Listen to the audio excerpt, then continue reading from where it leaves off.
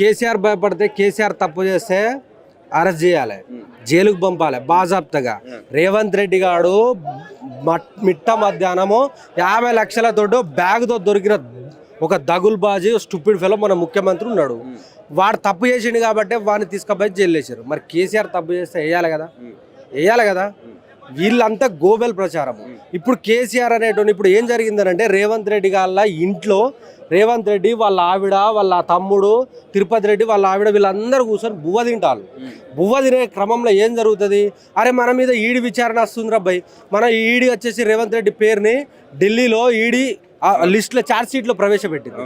మరి ఇప్పుడు మనం ఏం చేయాలి, డైవర్ట్ చేయాలంటే ఏం చేయాలి, మహోన్నత వ్యక్తి కేసీఆర్ని ఇక్కడ ఇంక్లూడ్ చేసి కేసీఆర్ మీద కమిషను ఇమీడియట్గా అది తెరలేపాలని చెప్పేసి రేవంత్ రెడ్డి వాళ్ళ ఆవిడ ఏం చేస్తున్నావు నువ్వు, అనవసరంగా ఉన్నావు నువ్వు, ముఖ్యమంత్రి అయి ఏం లాభం నువ్వు, కనీసం జనాలకు మంచి చేస్తలేవు, నా యొక్క కోరికనైనా మంచి చేయాలగా నువ్వు అని చెప్పేసి ఆమె హెచ్చరిస్తే, ఆమె బెదిరిస్తే, ఆమె భయపెడితే మొన్న అప్పటిదప్పుడు ఉటా కొట్టిన కేసీఆర్ మీద కమిషన్కి ఆదేశాలు జారీ చేస్తారు.